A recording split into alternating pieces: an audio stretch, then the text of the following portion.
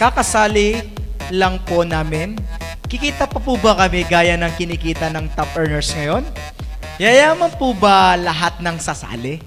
So, ito yung tanong ng mga ano eh. Ito yung tanong ng duda, may duda. Nice. Ako sir, actually, nung nag-start ako, kwento ko lang, nakakita ko na kayo nun eh. Same question. Same question. Sabi ko, grabe na sila eh. Magiging katulad pa ba o nila? Magiging buhay ko pa ba yung buhay nila? Which is nakwento nga kanina. So, Well, sa'yo sir.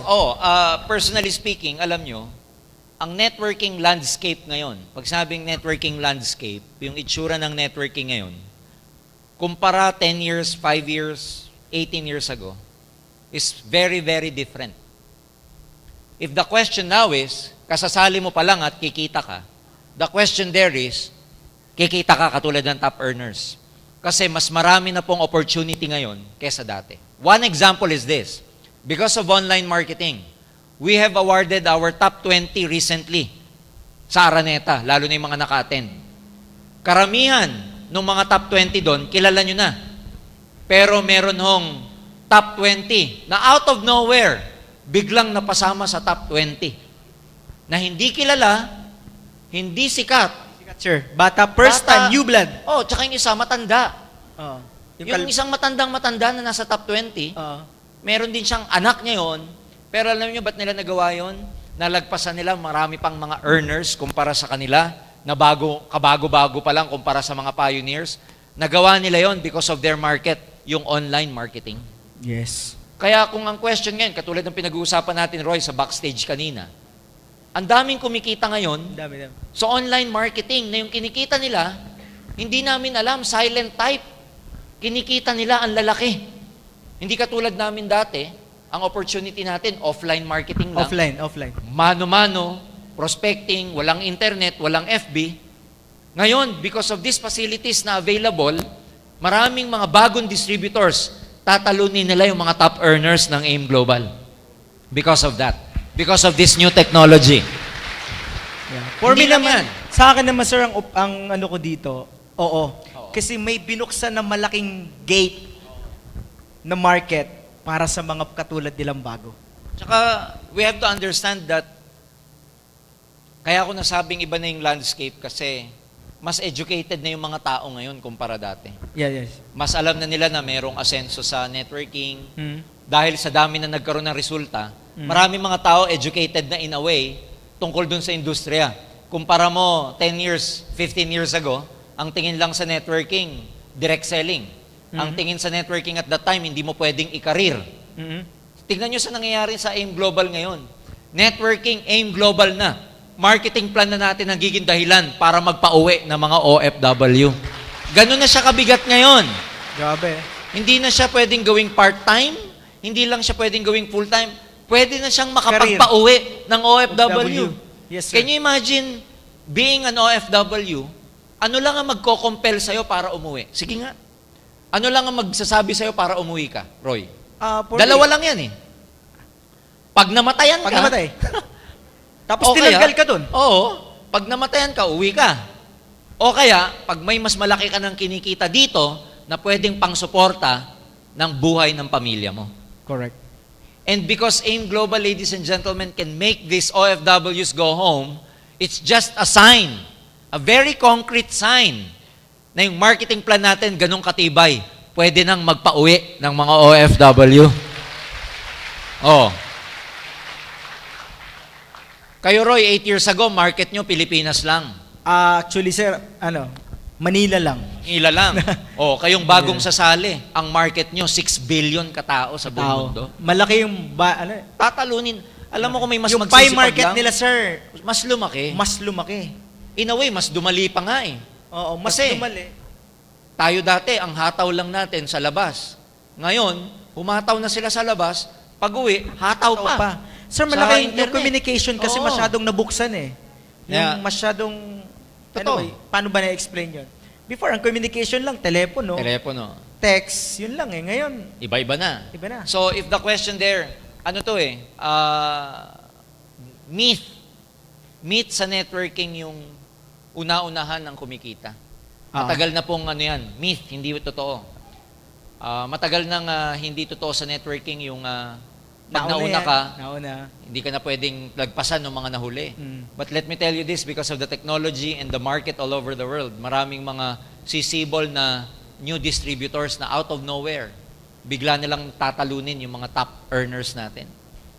And who knows, baka yung susunod na tatalo kay Joseph Lim o kay Roy Saldua, audience natin ngayon nandito. Hindi mo masasabi yan. Ituro nyo. Ganito. Hindi man nandito Roy, pero baka sa grupo nila down the line in the future, Yes. dun manggaling ang susunod na Roy Saldua. Yeah. Tapos yung nakakaparod ng video. Baka doon. Diba? Kaya you never know. Kaya mga kaibigan, ano yan, katulad ng mga matatagal ng networking, 50 years old na mga networking na. May mga networking pong 50 years old na, kalahating century. Pero magugulat kayo, may mga new distributors sila na kumikita pa rin kahit na lumang-luma na yung kumpanya Yung nila. mga na-meet natin, sir, sa Amerika. Thailand. Oo. Sa Amerika, sa Thailand, yung mga na-meet natin, ang tatagal ng networkers Tatanda na mga na, yun. no? Oo. Nakakagulat nga, gulat na gulat sila kasi sabi nila sa amin, yung mga new generation na networkers ngayon, ang laki ng lamang sa kanilang mga old generation networkers. Tama. Mas malaki na yung kikitain ng new generation kesa sa old generation. Yung second na question niya, yayaman po ba lahat ng sasali? That's the sad part. Because hindi lahat yayaman. Because hindi lahat magtutuloy. Hindi lahat may commitment. Yes, sir. Hindi lahat pag nahirapan, tuloy pa rin. Most people, pag nahirapan, nagkukwit. Most people, naiinip. Most people, napapagod. Most people, hindi matagalan ng frustration, challenges, and obstacle. Kaya, I dare to tell you, hindi po lahat ng sasali, yayaman. Ang yayaman lang ho talaga dito, yung tsatsagain talaga siya, hindi mag-give up, hindi magpapadala sa discouragement, hindi magpapadala sa frustration, yung tutuloy against the odd, at hindi magsasawa sa kakarecruit, Saka, sir, ang yayaman, yung pumapalakpak. Ay, syempre. Saka sumisigaw. Nang malakas! Nang mas malakas! Yayaman lahat. Yan. Walang question, yayaman. Yayaman. Yayaman lahat. Lahat. Malakas eh. Okay? Alright. So, ako may dadagdag lang ako doon.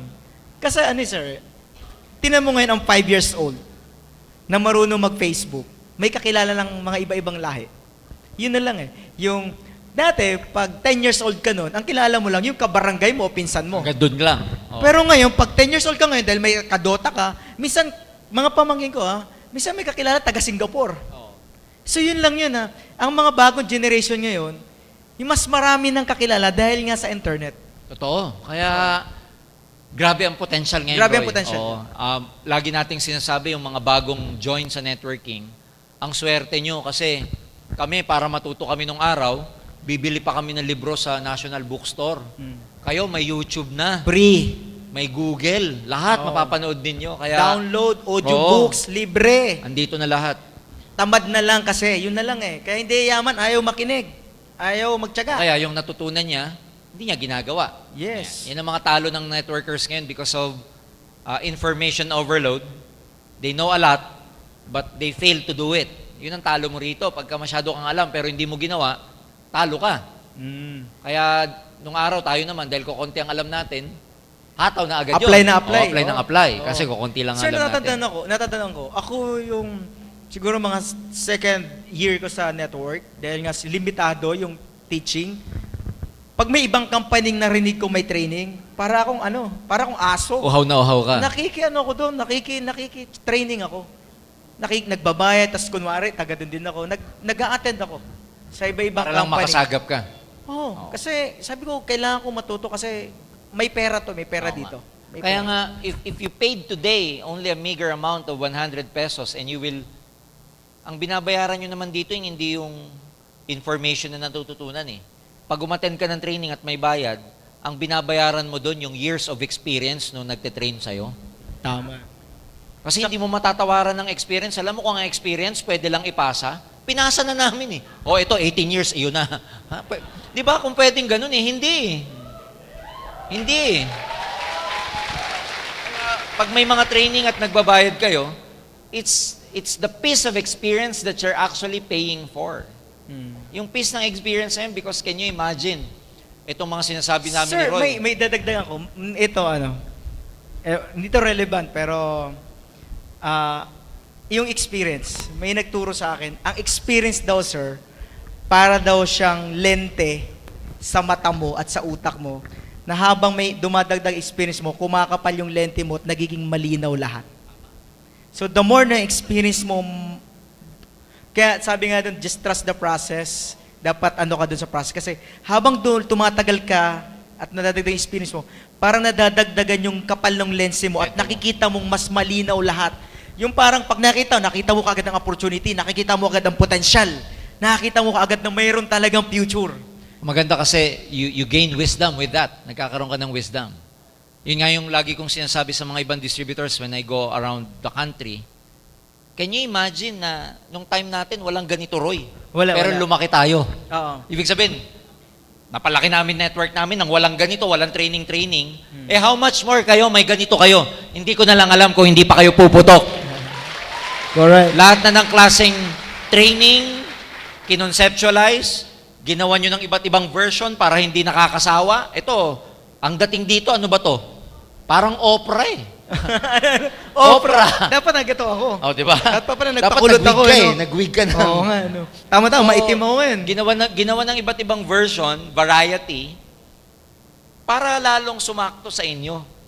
And can you imagine kami na matagal ng mga networkers, walang available na ganito sa amin before, and yet we were able to build our group. How much more sa inyo? Kaya itong tanong na to kanina, sigurado to, marami sa inyo magiging top earners pagdating ng panahon. Mas marami nang yayaman. Mas marami na.